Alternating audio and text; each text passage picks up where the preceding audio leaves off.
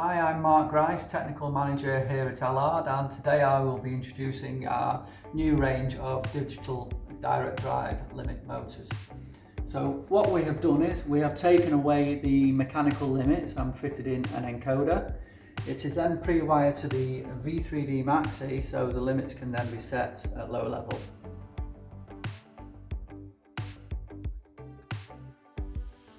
So the V3D Maxi comes in a large enclosure, so you can fit various different components into the board. So this particular installation has a plug-in traffic light module. It has an 880 milliamp 24 volt 230 volt PSU, so you can add extra components to the board. You can also have the facility for radars, loop detectors and radio control. The V3D Maxi has 10 dip switches on the board.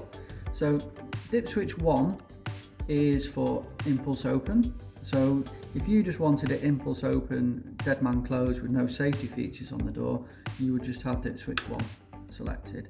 That would give you one press up, dead man down operation. If you want impulse open, impulse close with your safeties added to the board, if you flick on dip switch 2, that will now give you impulse open, impulse close. Dip switch 3 is for automatic close function, so it will go up, time out at the top and come down. Dip switch 4 to 9 is not generally used, but it does have extra functions, force control or super fast reaction of the safety edge, and you have dip switch 10 selection for mechanical or digital limits.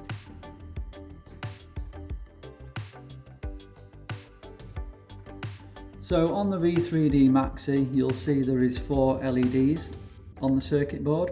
So you have your power LED, your config service LED, your failure LED and your stop LED. So as you can see at the minute, you've got the stop LED flashing once off. Now that indicates that there is an issue somewhere up at the motor, whether it be in the hand chain circuit or the motor is overheated on the thermal trip from overuse. So to clear that fault, you can double check that the hand chain is engaged into electrical rather than manual. So if I pull the toggle, and then you will see that the stop LED has now gone and the door will now work again.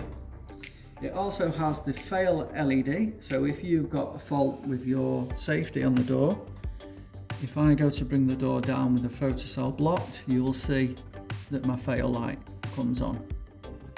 So this board is really good for fault diagnostics.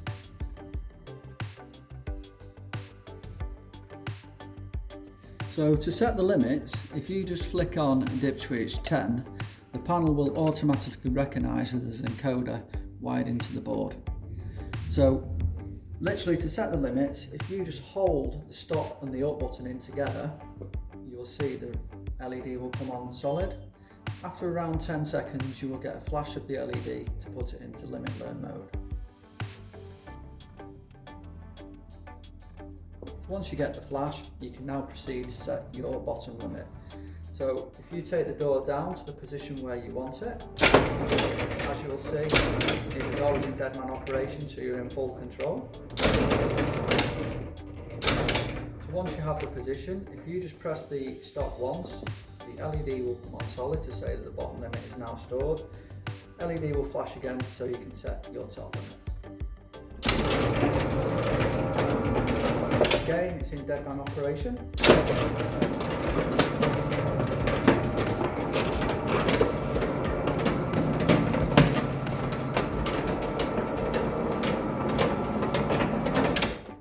So once you get to the position that you need the top limit, if you just press the stop once, LED comes on solid, limits set.